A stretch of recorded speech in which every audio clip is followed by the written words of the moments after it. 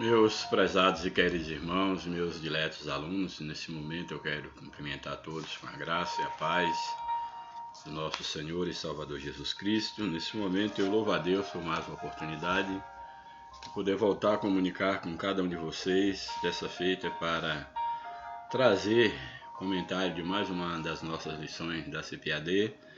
Hoje nós temos a lição de número 12, de 17 de dezembro de 2023. Estamos aí prestes a encerrar esse semestre, temos apenas essa e mais duas lições. Eu louvo a Deus pela vida de cada um de vocês que tem nos acompanhado até aqui. A lição de hoje ela tem como título o modelo de missões da igreja de Antioquia. Estamos trabalhando aí com missões durante todo esse trimestre e hoje nós vamos fazer um comentário, creio que não vai ser muito longo, falando sobre missões, esse modelo de missões da igreja de Antioquia. Antioquia é onde surgiu a primeira igreja dos gentios.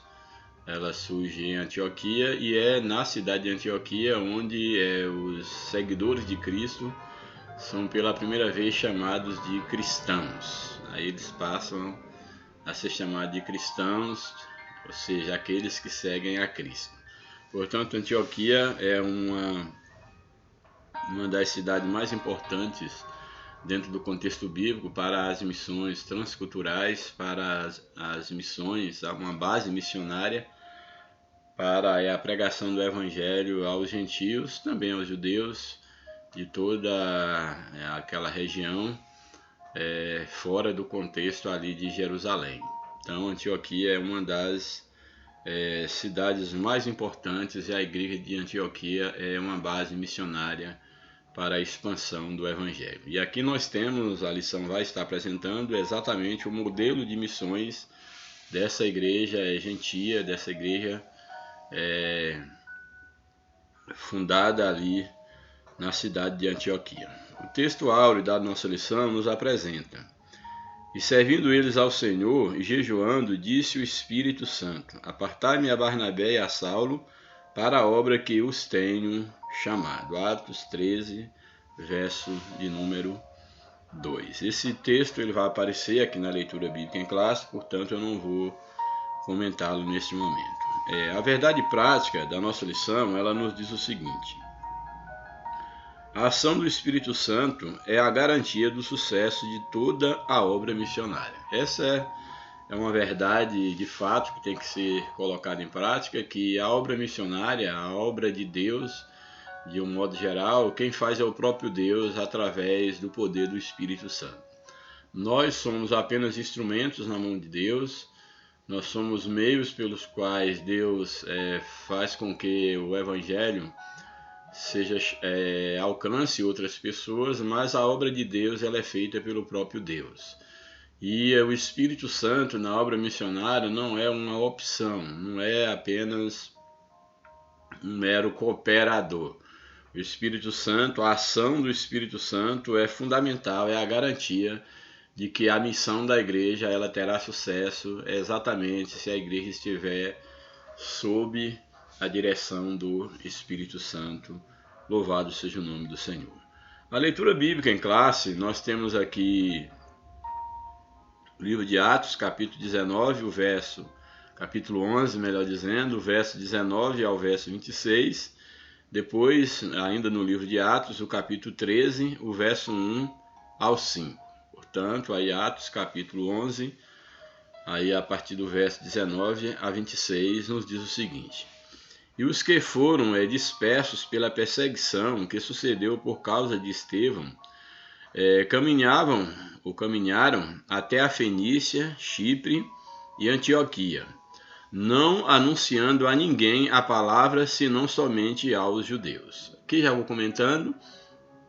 O texto aqui apresenta o resultado da perseguição que é levantada contra a igreja, tendo como marco a morte de Estevão, que nós vimos na lição passada, que foi o primeiro mártir aí da história da igreja. Então, assim que Estevão foi martirizado, houve uma perseguição generalizada à igreja e a Bíblia deixa bem claro que todos os discípulos, exceto ali os apóstolos, mas todos os demais, a multidão dos discípulos se espalharam por várias regiões, e aqui o texto nos mostra exatamente que esses que foram dispersos, eles aí diante da perseguição, eles caminharam, imagine quantos dias, semanas, meses, caminharam e foram para outras regiões, fora ali da Judéia, de Jerusalém, chegando até a Fenícia, a Chipre e a Antioquia, aqui da Síria.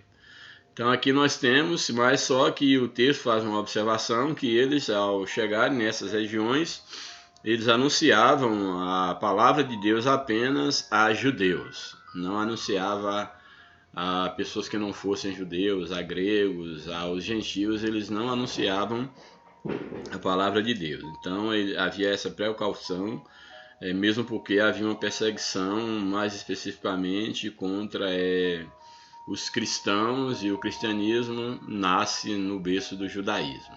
Então aqui eles acabam sendo dispersos, mas tendo cuidado de anunciar o evangelho apenas aos judeus e não aos gentios, vamos dizer assim. E aí o verso de número 20 diz o seguinte: e havia entre eles, aqui entre a congregação, a igreja de Antioquia, que já fala aqui no início, é bom que se deixe bem claro que a mensagem de Deus, os primeiros missionários, vamos dizer assim, que anunciaram a palavra de Deus no mundo gentílico, não foi necessariamente os apóstolos ou pastores de igreja, eram as pessoas comuns, a multidão dos discípulos, que não eram os 12. Então foram essas pessoas leigas, elas que anunciaram, foram os primeiros a anunciar Jesus ao mundo gentílico, podemos dizer assim. E ali o evangelho começa a crescer, pessoas começam a se converter, e aí então a igreja mãe, a igreja em Jerusalém, ela passa a ter conhecimento e envia então missionários para fortalecer, fundamentar esse trabalho, mas a missão, fora no caso dos termos de Jerusalém, ela foi feita por esses irmãos perseguidos que fugiram de Jerusalém, e onde eles chegavam, eles anunciavam a palavra de Deus, tendo cuidado de anunciar mais especificamente a judeus também. Mas é claro que o evangelho não ficou só a judeus, os gentios acabaram também sendo alcançados. Então aqui é bom fazer essa observação, porque do verso 19 para o verso 20 há aí um hiato muito grande de tempo em relação aos fatos acontecidos. Então eu vou reler o verso 19, que diz: e os que foram dispersos pela perseguição que sucedeu por causa de Estevão, caminharam até a Fenícia, Chipre e Antioquia, não anunciou a ninguém a palavra, senão somente aos judeus. Agora verso 20. E havia entre eles, agora no caso entre os irmãos, a igreja de Antioquia, que já cronologicamente falando, já é quando a igreja está estabelecida, quando já é enviado mestres, missionários para a igreja, o que está retratado no verso 20. E havia entre eles alguns varões de Chipre e de Cirene, os quais entraram em Antioquia, falaram aos gregos anunciando ao Senhor Jesus. E aqui é interessante porque aqui o verso 20, ele ainda retrata a questão desses irmãos que ainda não são os apóstolos, os pastores, vamos dizer, da igreja de Jerusalém, mas entre a multidão de judeus dispersos, havia entre eles, no caso, judeus que eram varões, que moravam em Chipre, em Cirene, e esses judeus,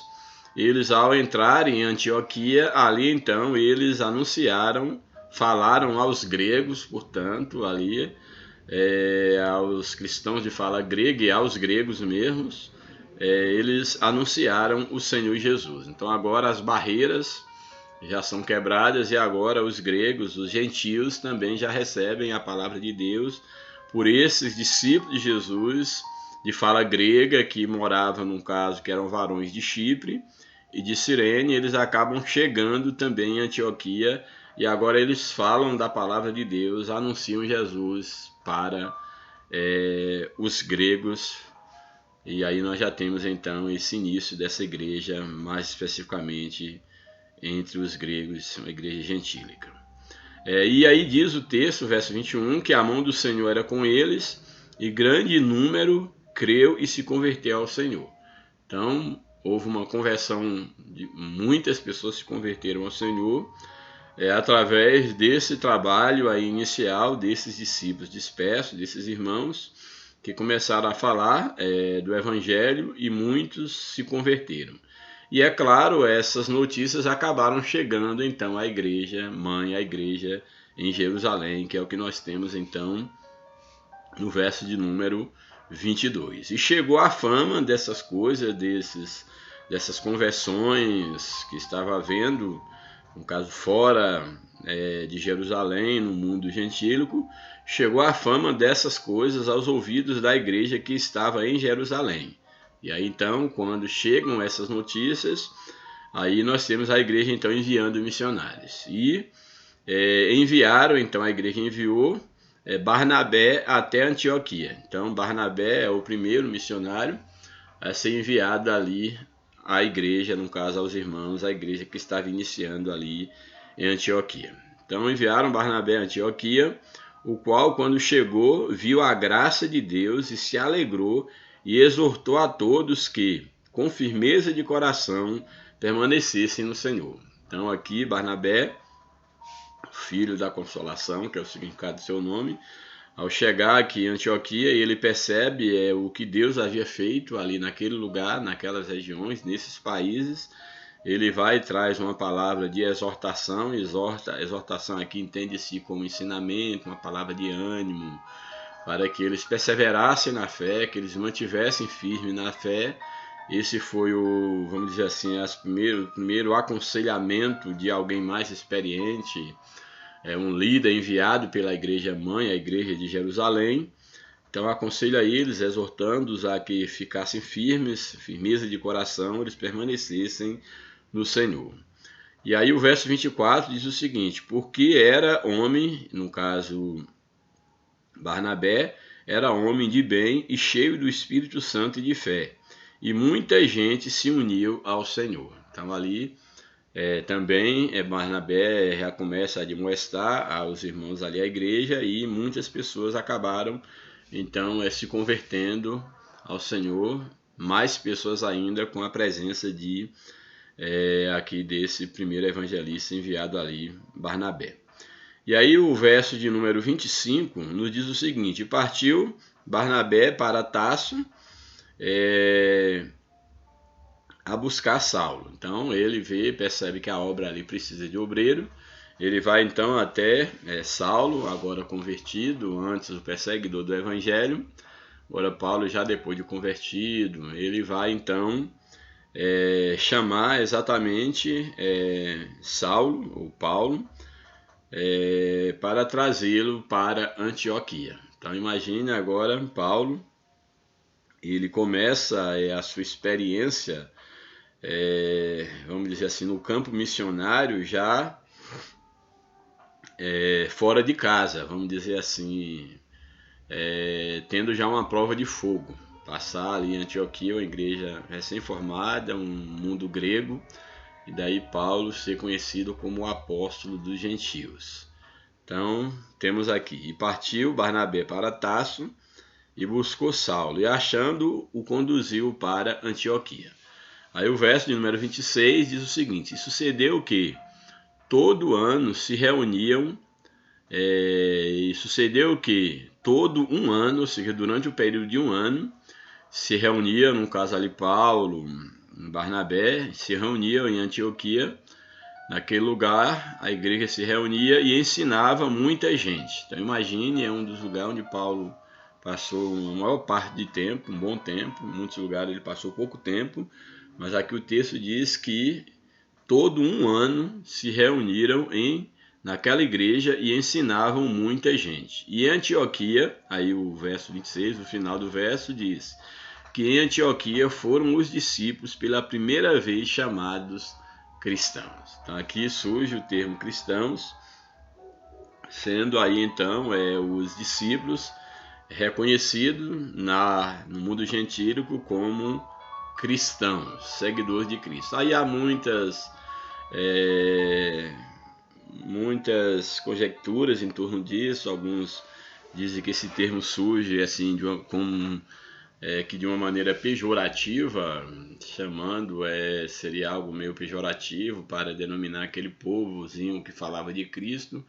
Então, já que eles falam de Cristo, então vamos chamá-los de cristão, como se, segundo aos estudiosos, não fosse um nome no sentido da questão mais fundamental, que é o cristão, aquele que parece com Cristo. Mas para alguns estudiosos seria uma maneira, vamos dizer assim, pejorativa de chamar aquele povo diferente, aquele povo estranho. Mas, de fato, independente do que levou as pessoas a colocarem esse nome nos seguidores de Cristo, os discípulos de Cristo, chamarem ele de cristãos, o nome de fato, ele na sua essência, a definição, se formos buscar em termos bíblicos, não teria um nome melhor: cristãos, seguidores de Cristo. Então era o nome ideal. Bem, então ali, pela primeira vez em Antioquia, os discípulos são chamados de cristãos. Aí a lição então aqui apresenta essa igreja que é então estabelecida em Antioquia, e aí a lição pula aí do capítulo 11 para o capítulo 13 e apresenta aí os 5 primeiros versos. Então, Atos capítulo 13, o primeiro verso diz o seguinte: na igreja que estava em Antioquia, agora já é uma igreja estabilizada, diz o seguinte: na igreja que estava em Antioquia havia alguns profetas e doutores. Então, a igreja onde tinha ali profetas, que eram aqueles que falavam, ensinavam de fato uma mensagem, traziam uma mensagem da parte de Deus, vamos dizer assim, uma mensagem de uma forma, como posso dizer, espontânea. Essa é a ideia desses profetas aqui, eram mensageiros da palavra de Deus, porém de uma forma espontânea. Usados pelo Espírito Santo, não eram necessariamente pessoas como os doutores ou os mestres, que eram grandes estudiosos da Bíblia. Então, naquela igreja havia profetas que falavam mesmo da parte de Deus de maneira espontânea, e havia ali também doutores, pessoas que tinham um estudo, conhecimento da sistematização da fé, podemos dizer assim. Então, era uma igreja completa. Então, nos diz o texto que estava ali em Antioquia alguns profetas e doutores, e aí cita o nome aqui de alguns, a saber, Barnabé, que foi um missionário que nós falamos no início, e Simeão, chamado Níger, e Lúcio, o Cirineu, Manaém, que fora criado com Herodes, o tetrarca, e Saulo. Eram esses os profetas e mestres ali daquela igreja. E servindo eles ao Senhor e jejuando, disse o Espírito Santo a esses irmãos, a essa igreja, a sua liderança: apartai-me Barnabé e Saulo para a obra a que os tenho chamado. É interessante porque aqui nos mostra que na igreja havia profeta, havia doutores, e a igreja que agora, e aí a igreja era uma igreja que orava, que jejuava, que dava essa vazão à busca do poder de Deus, e em meio a orações, em meio a jejuns, Deus usa certamente um dos profetas, e ali surge então a voz profética que eles deveriam separar duas pessoas especificamente para serem missionários, para uma obra específica, como o texto aqui deixa muito bem claro. E disse o Espírito Santo: apartai a mim Barnabé e Saulo para a obra a que os tenho chamado, que era exatamente para serem missionários, e aí agora não só em Antioquia, mas para fazer missão no mundo gentílico. Temos então aqui o chamado à igreja, uma igreja direcionada pelo Espírito Santo, um modelo de igreja na qual havia oração, havia o jejum, havia a consagração, e na qual o Espírito Santo tomava a direção. Temos aqui o modelo ideal de igreja, é quando uma liderança, quando um obreiro, quando alguém é separado pela obra por uma direção divina. Quando há essa liberdade, essa busca para que o Espírito Santo esteja direcionando a obra, escolhendo, chamando as pessoas certas para exercer o ministério específico dado por Deus, que foi o caso aqui, para mim, é um modelo, é o modelo de igreja, a igreja aqui em Antioquia. Então, o texto deixa bem claro: apartai para mim, o Espírito Santo diz, Barnabé e Saulo para a obra a que os tenho chamado. Então, jejuando, não só ali os líderes, mas a igreja como um todo, então jejuando e orando, e pondo sobre ele as mãos, os despediram para fazer missão.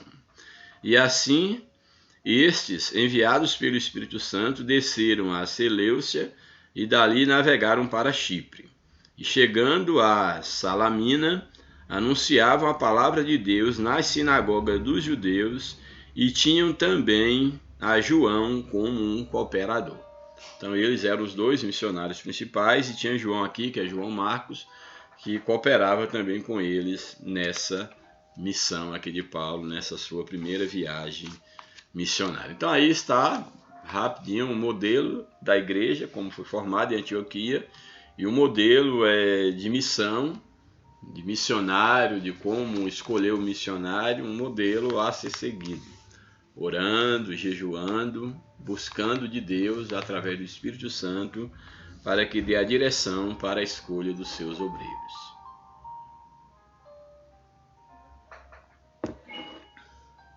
Comentário da lição. Introdução. Nesta lição estudaremos a respeito da primeira igreja cristã formada por gentios, a igreja de Antioquia. Veremos a sua fundação e formação, sua vida ministerial de comunhão, como foram os resultados produzidos na prática missionária da igreja.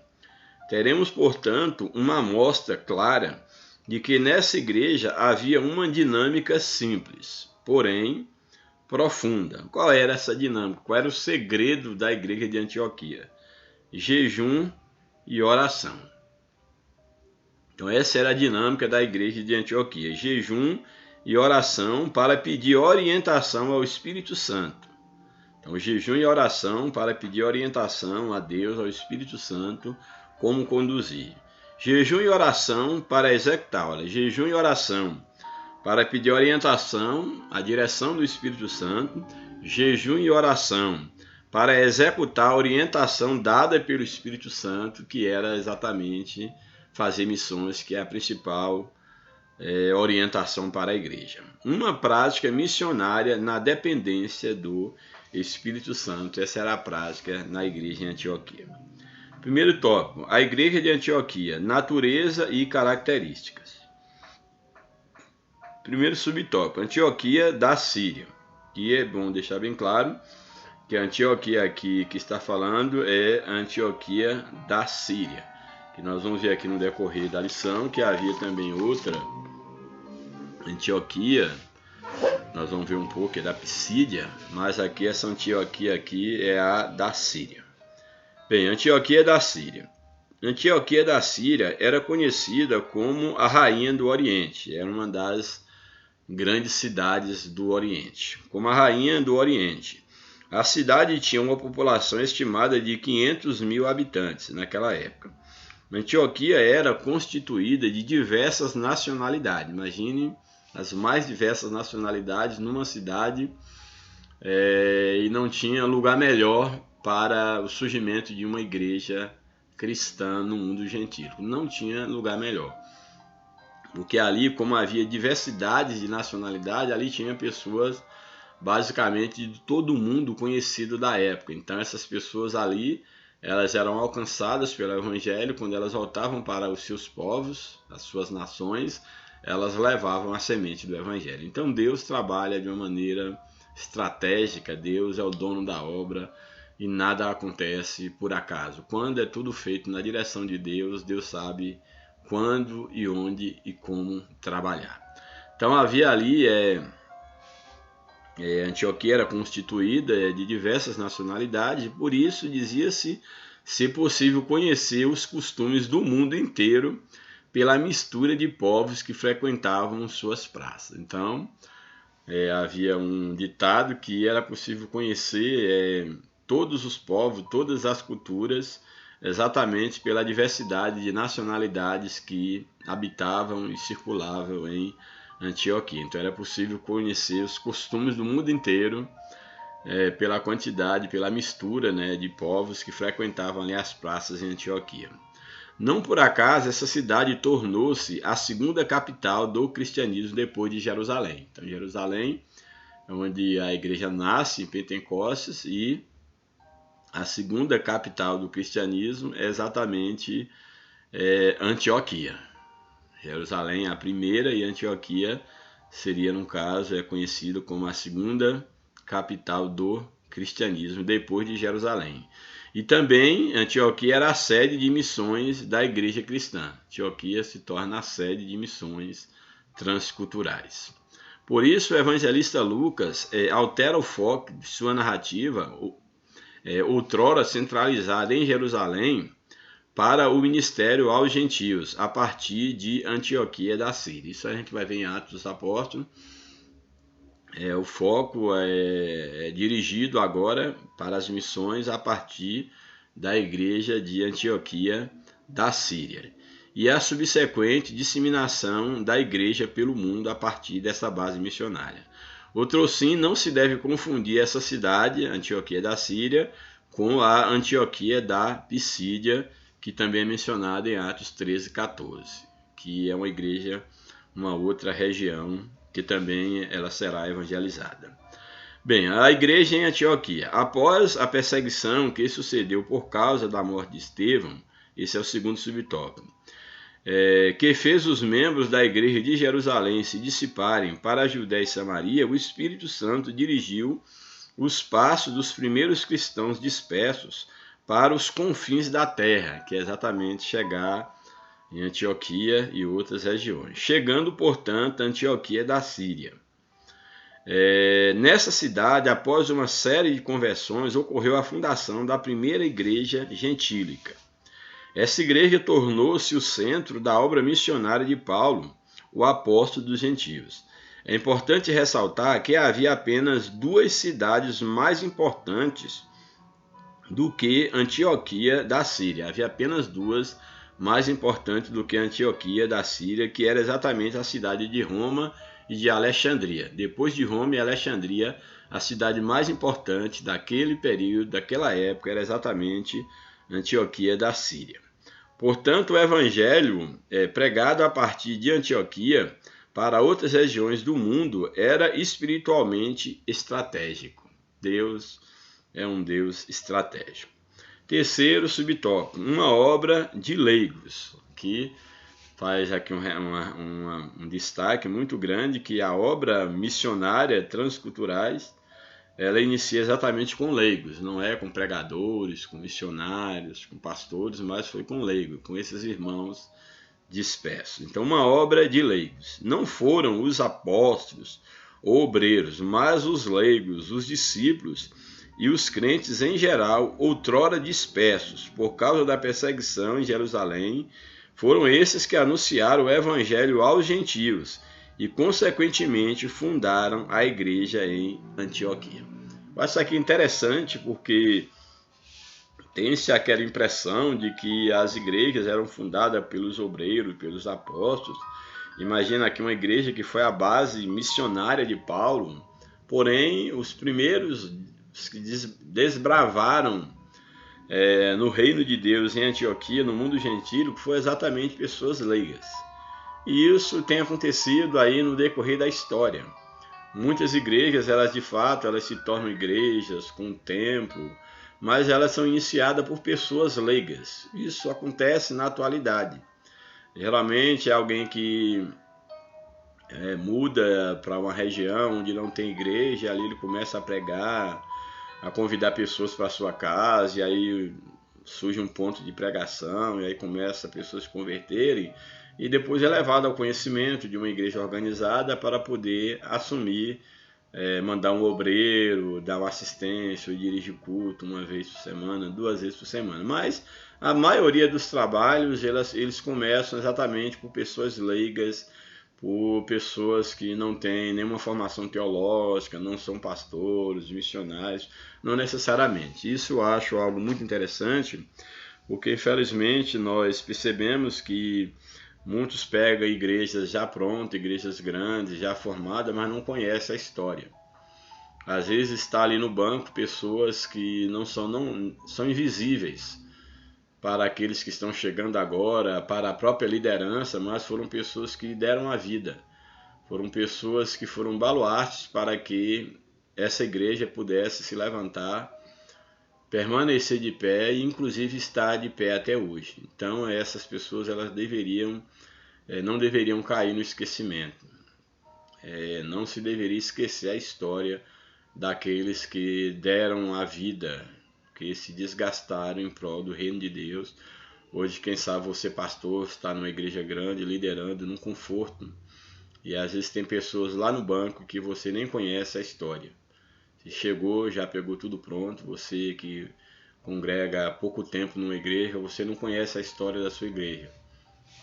Às vezes tem irmão que está do seu lado, pessoas que você passa por elas e às vezes nem fala, nem não conhece a história dessas pessoas, mas elas desbravaram. Eu sei do que estou falando porque eu tive o privilégio de hoje uma igreja grande, bem consolidada, apesar dos problemas, de ser uma das famílias fundadoras de uma igreja que passou muitos perrengues para poder sobreviver, mas hoje tem um bonito templo, um templo aconchegante, mas a maioria que passa por lá não conhece a história de muitos que ainda estão lá e daqueles que deram sangue pela obra. E isso acontece em todos os lugares. Então eu queria fazer essa ressalva para fazer jus que às vezes a obra de Deus não é feita por 5 estrelas, não é feita por alguém que tem doutorado, que é bacharel em teologia, doutor em divindade, isso, aquilo, outro. Não, a obra de Deus, em primeiro lugar, é feita pelo Espírito Santo. E, na maioria das vezes, é iniciada por pessoas simples, por leigos. É claro que há missionários que inicia trabalho também, mas, na sua maioria, a igreja ela é iniciada por pessoas simples.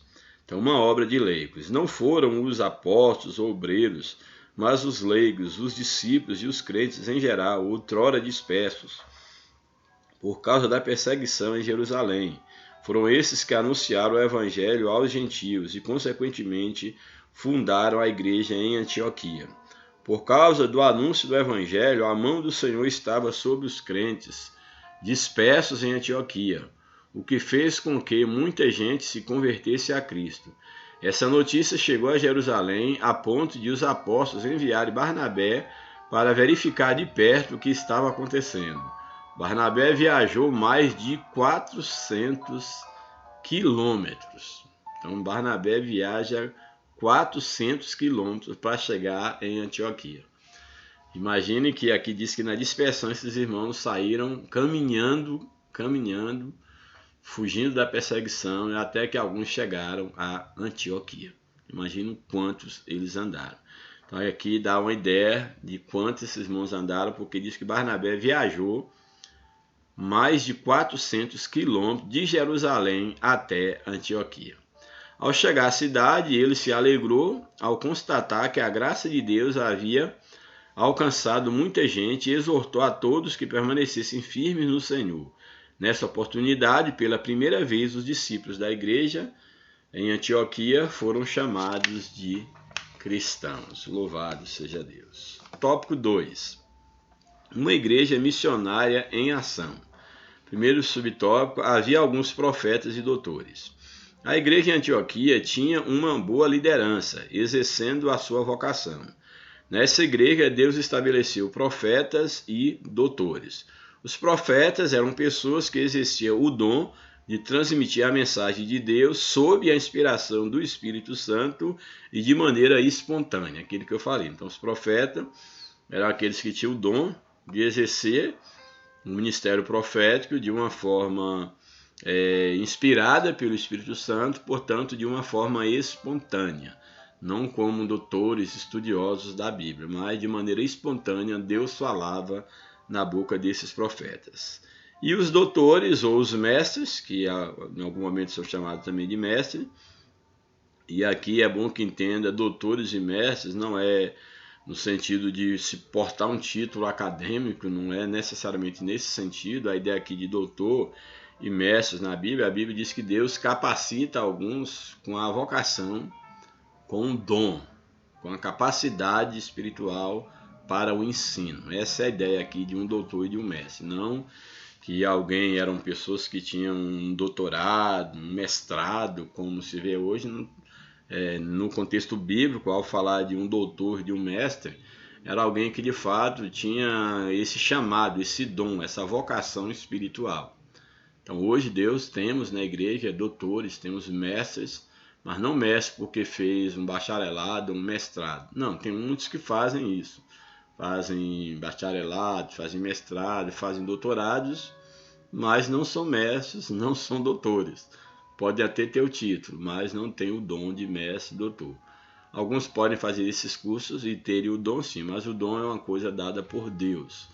É um chamado, é uma vocação espiritual, não é uma capacitação humana. Então, da mesma forma que a profecia ela era uma capacitação espiritual espontânea, aqui esses doutores e mestres, eles tinham de Deus uma vocação para o estudo, para o entendimento da palavra de Deus e uma capacidade para ensinar algo que era estudado, que era iluminado, vamos dizer assim, pelo Espírito Santo. Então os doutores ou os mestres eram cheios do Espírito Santo e ensinavam a palavra de Deus com autoridade e com sabedoria do alto. Não eram, portanto, homens orgulhosos e cheios de sabedoria meramente humana. Eles tinham capacidade humana, sem dúvida. Eram homens que liam, homens que tinham uma certa cultura.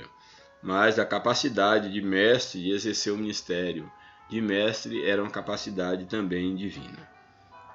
Subtópico 2. Uma liderança servidora. A liderança da igreja de Antioquia era constituída sem barreiras raciais ou espirituais. Por exemplo, Barnabé, que é o consolador, o misericordioso; Simão, era um negro, um africano; Lúcio, um sirineu, também africano; Manaém, que era irmão de criação ou irmão de leite de Herodes, o tetrarca, ou seja, Herodes Antipas, que foi aquele que havia matado João Batista. Tinha Saulo, que era um fariseu e era um ex-perseguidor da igreja. Essa profunda comunhão de adoração, oração e serviço na diversidade de pessoas salvas trazia uma convicção de trabalho em favor de multidões não alcançadas da Ásia Menor e da Europa. Então ali, esses irmãos com as mais diferentes capacidades e origens, estando sob a direção do Espírito Santo, trabalhavam em conjunto em prol da evangelização, ao crescimento do reino de Deus ali na Ásia Menor e também na Europa. Subtópico 3. Apartai-me a Barnabé e a Saulo. Nesse ambiente de sensibilidade espiritual, o Espírito Santo ordenou que separasse Barnabé e Saulo. Em seguida, eles foram enviados para o campo missionário. Note que, antes de receberem a orientação do Espírito Santo, a liderança, profetas e mestres e toda a igreja estava no propósito de jejum e oração. Então, antes do Espírito Santo falar com eles já viviam uma vida de consagração, no jejum, na oração, o que possibilitava a sensibilidade para a voz do Espírito Santo. E não deveria ser diferente na atualidade, mas infelizmente, em muitas igrejas a oração ela tem desaparecido. A oração, a consagração, o jejum. E aqui eu não estou dizendo oração, cada um está orando em casa, não. Estou dizendo oração mesmo, no templo, todos ali reunidos, orando, se possível de joelho. De joelho é sempre melhor. Assim aprendi. Após receberem a orientação do Espírito Santo, então em oração, jejum, após receberem a orientação do Espírito Santo, antes de enviarem Barnabé e Saulo ao campo missionário, profetas, mestres e toda a igreja continuavam jejuando e orando. A lição aqui é muito clara. Na obra missionária e em qualquer projeto na obra de Deus, devemos entrar num propósito de jejum e oração para receber a orientação do Espírito Santo, bem como para executar a orientação do Espírito sem dúvida nenhuma.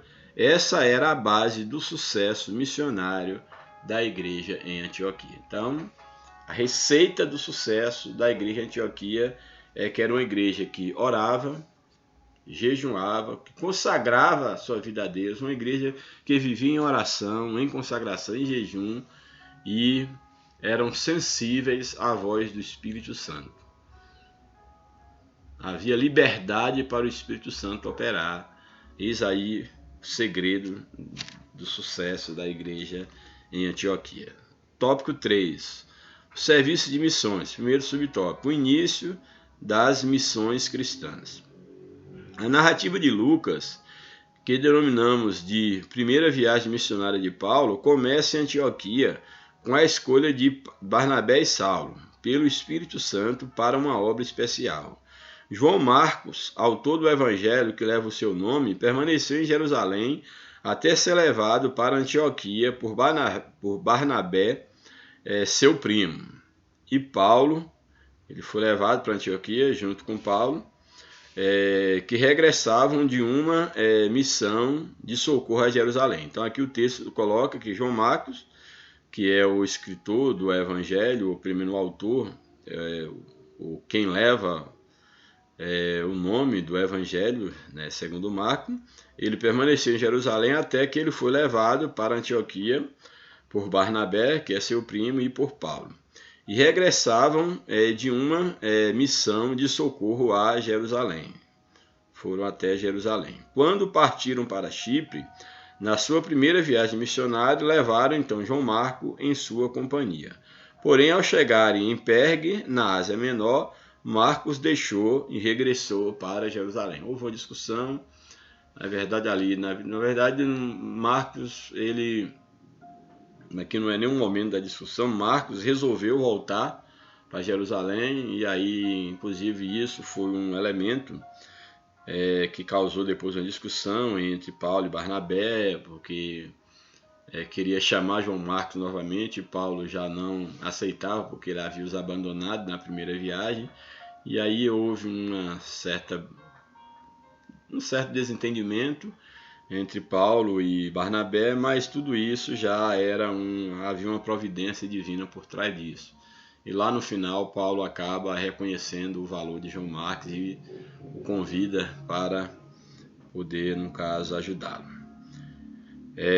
Segundo subtópico, roteiro da viagem e atividades missionárias. No capítulo 13 e 14 de Atos, encontramos diversas localidades onde a atividade deles foi desenvolvida, de Paulo e Barnabé. Missões em Chipre, missões em Antioquia da Pisídia, aqui a outra Antioquia, eles também fizeram missão lá na Antioquia da Pisídia, missões em Icônio, missões em Listra, missões em Derbe, missões em lugares antigos e novos. Então, saíram fazendo a obra em vários lugares. De regresso, e aí então eles regressam a Antioquia da Síria, que era a base missionária, depois de fazer toda essa turnê missionária. Não turnê no sentido de viagem, mas todo esse desbravar missionário.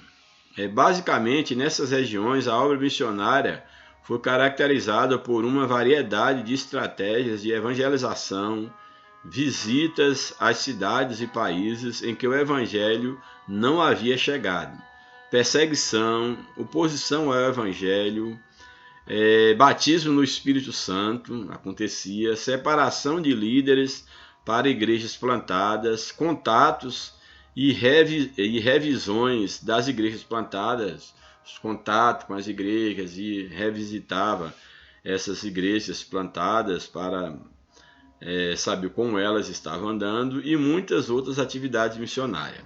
Havendo cumprida essas outras tarefas, os missionários voltaram a Antioquia da Síria cheios de alegria para a base missionária, ansiosos para contar o que Deus havia feito entre os gentios. Isso é maravilhoso, é muito lindo meditar sobre as missões e aí o início da igreja, e aqui em especial no mundo gentil.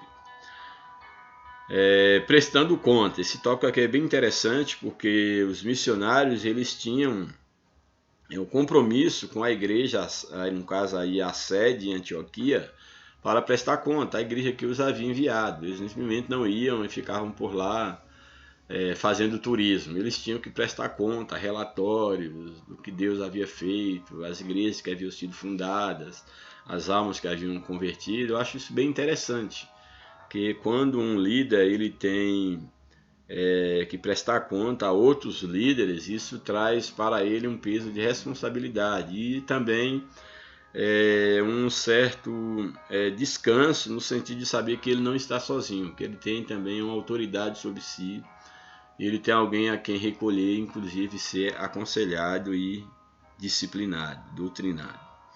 Prestando contas. Ao final de cada uma das viagens missionárias, Paulo e sua equipe prestavam contas à igreja que os havia recomendado. A despeito das fortes perseguições que sofreram no cumprimento da nobre tarefa missionária, Paulo e a equipe que estava com ele evidenciaram a manifestação do poder de Deus na primeira viagem missionária.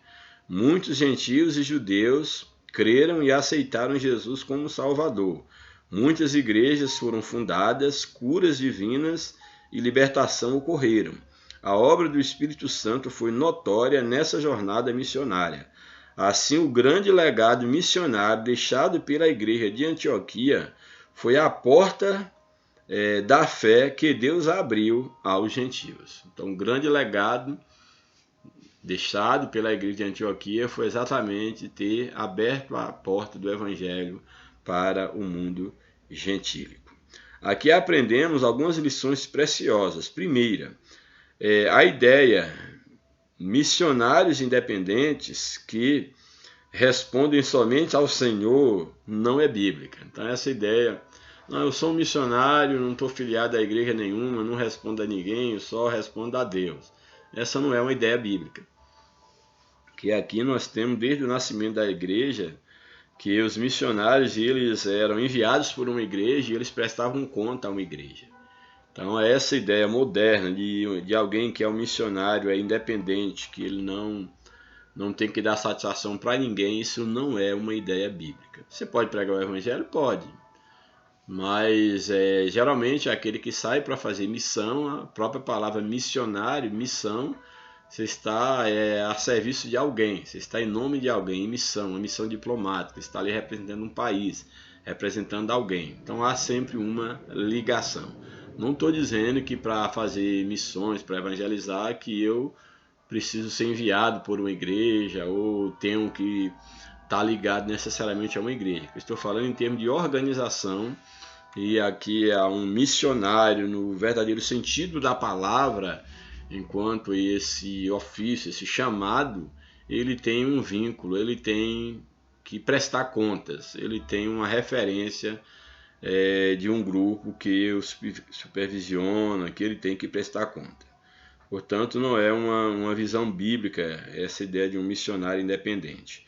O apóstolo Paulo não deixava de relatar a atividade missionária à sua igreja de origem. Essa é uma lição que nós aprendemos. Segunda, teremos oposição e obstáculos na obra missionária, mas também teremos resultados que glorificarão o Senhor que nos chamou. É uma outra lição que nós aprendemos. Primeira lição, temos que prestar conta do serviço. Segunda lição, teremos muitos obstáculos, como Paulo teve, perseguições, mas os resultados são certos, porque a obra é do Senhor e ninguém pode parar a obra do Senhor. E uma outra lição que aprendemos, teremos resultados que glorificarão o Senhor que nos chamou. O Senhor será glorificado se nós honrarmos o nosso chamado. Então, teremos resultados que glorificarão. Isso aqui é muito interessante. Então, o primeiro resultado primeira lição é prestar conta. Segunda lição, teremos resultados que glorificarão ao Senhor. Esse é o segundo. E o terceiro, agora que eu confundi, não esqueça de que na obra missionária, quem leva a preciosa semente, andando e chorando, voltará sem dúvida com alegria, trazendo consigo seus molhos, que são exatamente os resultados. Então, outra lição que nós aprendemos é que, de fato, o nosso trabalho ele é um trabalho no Senhor, ele não será vão. Nós, ainda que saindo, chorando, mas semeando a semente, certamente os resultados virão. Conclusão. À luz dessa lição, podemos afirmar que a igreja cristã cumpre o seu propósito quando a cultura de missões faz parte de sua rotina. Uma das provas de que o Espírito Santo age na igreja é o investimento de missões. Então, uma das provas que o Espírito Santo está agindo numa igreja é a igreja que investe em missões, que não deixa a missão de lado. Essa é a prova de ação de Deus na igreja. Assim, é nossa a tarefa de evangelizar, participar dos projetos missionários de nossas igrejas locais, orar e jejuar por missões, contribuir e se colocar à disposição para ir ao encontro de quem precisa ouvir de Jesus. Quando o Espírito Santo encontra pessoas despojadas e sedentas por almas, ele as capacita com talentos e dons espirituais, para que se lance inteiramente na mais sublime missão, que é ganhar vidas para o reino de Deus. Quando nós nos colocamos à disposição de Deus, do Espírito Santo, ele nos capacita, chamando uns, seja para profetas, seja para apóstolos, para mestres, para doutores, mas o Senhor, ele capacita aqueles que se colocam à sua disposição. Que Deus nos ajude, que Deus nos abençoe. Como falei, a lição ela não estenderia muito na lição. Espero que tenha servido para a nossa edificação espiritual e que Deus abençoe a cada um de vocês, que vocês tenham aí um dia de paz, uma vida na presença de Deus, e na próxima semana, se Deus permitir, nós estaremos aqui postando mais um vídeo. Um grande abraço, Deus os abençoe, e desde já adianto desejando a todos um Feliz Natal, um próspero Ano Novo, que a bênção de Deus permaneça sobre a vida de cada um, em nome de Jesus. Amém.